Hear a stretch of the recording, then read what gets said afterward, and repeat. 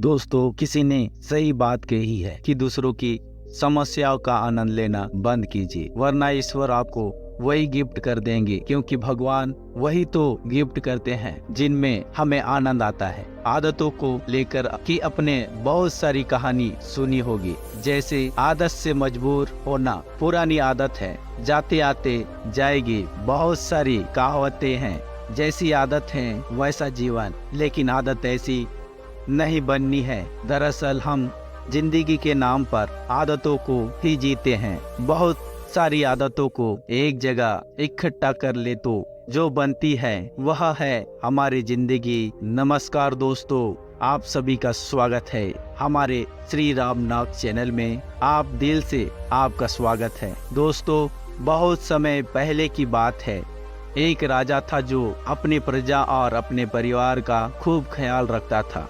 लेकिन राजा को अपने आदमियों पर कुछ दिनों से संदेह था और उस राजा के 3 बहुत ही खास मंत्री भी थे जो उसका काम संभालते थे। लेकिन कुछ दिनों से राजा के उन तीनों मंत्रियों में से कोई एक मंत्री ऐसा था कि जो राजा के पैसों पर गड़बड़ी कर रहा था और वह मंत्री अपने काम को भी ठीक से नहीं कर रहा था। अब राजा काफी दुविधा में था। राजा को यह समझ नहीं आ रहा था कि उन तीनों मंत्रियों में से कौन सा मंत्री बेईमान है और कौन सा मंत्री ईमानदार है।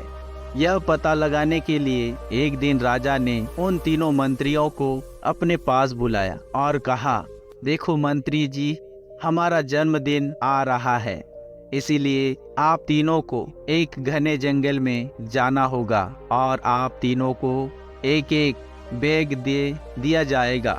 उन तीनों को एक एक बैग दे दिया गया और उनसे कहा गया कि तुम तीनों को अलग अलग घने जंगल में छोड़ दिया जाएगा। उस जंगल में तुम लोगों को फल के पेड़ को ढूंढना है और अच्छे अच्छे और ताजे फल से इस केले को पूरा भर कर लाना है और तुम तीनों के पास सिर्फ आज शाम तक का ही समय है।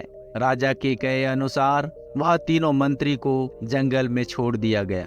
उसके बाद वह तीनों मंत्री जंगल में आ गए। उसके बाद पहला मंत्री बहुत ईमानदार और मेहनती था, तो उसने राजा के लिए बहुत सारे अलग अलग और अच्छे और ताजे फल से अपने थैले को पूरा भर लिया। लेकिन उसे यह सब करने के लिए बहुत मेहनत करनी पड़ी।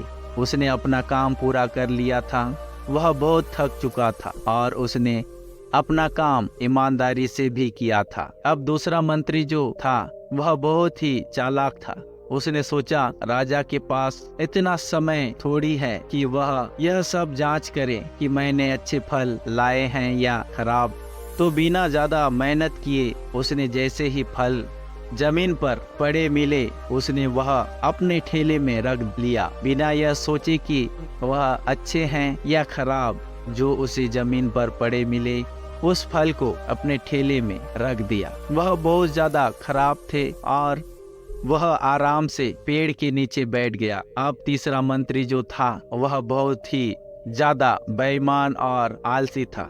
उसने सोचा कि राजा सिर्फ ठेले की लंबाई और वजन की ही देखेगा, यह नहीं देखेगा कि उस ठेले के अंदर क्या है और कितनी अच्छी और खराब चीजें हैं। तो उस तीसरे मंत्री ने बिना कुछ सोचे समझे अपने ठेले को सूखे पत्तों और कुछ छोटे छोटे पत्थरों से अपने ठेले को भर दिया और वह भी पेड़ के नीचे बैठ गया और शाम होने का इंतजार करने लगा। राजा के कहे मुताबिक समय समाप्त हो चुका था, शाम भी हो चुकी थी। अब वह तीनों एक मंत्री भी एक साथ अपने अपने ठेले के साथ राजा के महल में वापस आ गए। राजा ने देखा कि वह तीनों मंत्री जंगल से वापस आ गए हैं, तो राजा ने उन तीनों मंत्रियों के ठेले को देखा नहीं कि उसके अंदर क्या क्या है और उसने उन तीनों मंत्रियों को अलग अलग जेल में 1 महीने के लिए जेल में कैद कर लिया। राजा ने सिपाहियों को यह आदेश दिया कि इन तीनों को 1 महीने तक खाना नहीं दिया जाएगा और वह तीनों भी 1 महीने तक वही फल खाएंगे जो इन तीनों ने जंगल से अपने ठेले में भरकर लाए हैं। और उन तीनों मंत्री को राजा ने जेल में कैद कर लिया। तो जो पहला मंत्री था जिसने अपने ठेले में अच्छे और ताजे अलग अलग फल अपने ठेले में जमा कर लिए थे, उसने जेल में 1 महीना आराम से गुजार लिया, अच्छे फल खाते हुए जो उसने खुद जमा किया था। उसके बाद जो दूसरा मंत्री था जिसने बेकार और खराब फल अपने ठेले में रखे थे, उसे वही बेकार और खराब फल 1 महीने तक खाने पड़े और वह उस जेल में ज्यादा दिनों तक टिक नहीं पाया और बाद में वह खराब फल खाने की वजह से बीमार पड़ गया और उसकी तबीयत खराब हो गई। अब जो तीसरा मंत्री था जो बहुत ही बेईमान और आलसी था, जिसने अपने ठेले में सिर्फ सूखे पत्ते और कुछ छोटे छोटे पत्थर भरे थे, क्योंकि उसके ठेले में खाने के लिए कुछ सूखे पत्ते और कुछ छोटे छोटे पत्थर ही थे, तो वह 1 महीने के लिए क्या खाता। और तभी अपने बेईमानी और आलस्य पर पछतावा होने लगा कि शायद मैंने उस दिन थोड़ी मेहनत करके इस ठेले में फल रख दिए होते तो आज मेरा यह हाल नहीं होता। और यह बिना कुछ खाए वह मंत्री जेल में 2 दिन के बाद ही जेल के अंदर ही भूख के कारण मर गया। तो दोस्तों, इस कहानी से हमें यह सीखने को मिलती है कि हम जो भी आलस और बेईमानी करते हैं, बेईमानी मतलब अपने ही काम में अपना कुछ नहीं करना, अपना मन नहीं लगाना और खाली बैठे रहना, तो इससे आज तो हमें कोई फर्क नहीं पड़ता। आज तो हम अपने काम में आलस्य करके आराम कर लेते हैं, लेकिन कल भविष्य में कुछ दिन के बाद हमें उस पर पछतावा होता है। आपने बहुत से लोगों को यह कहते हुए सुना होगा कि काश उस समय पर मैं ऐसा कर लेता तो आज उस इंसान की जगह मैं होता।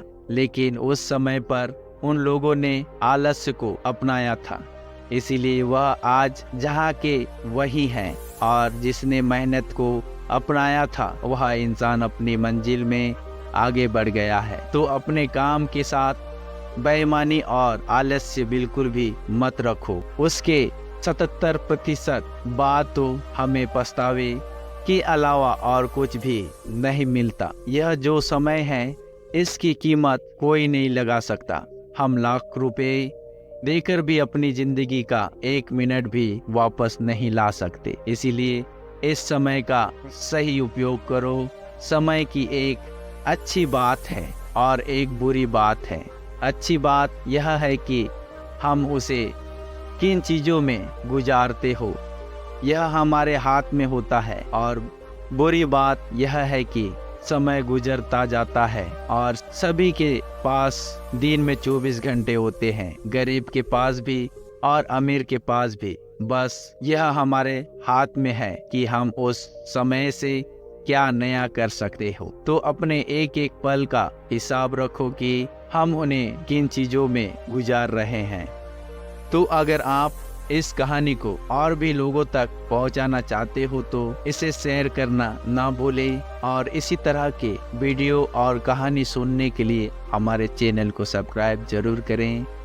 मिलते हैं अगली कहानी में। आपका बहुमूल्य समय देने के लिए बहुत बहुत धन्यवाद।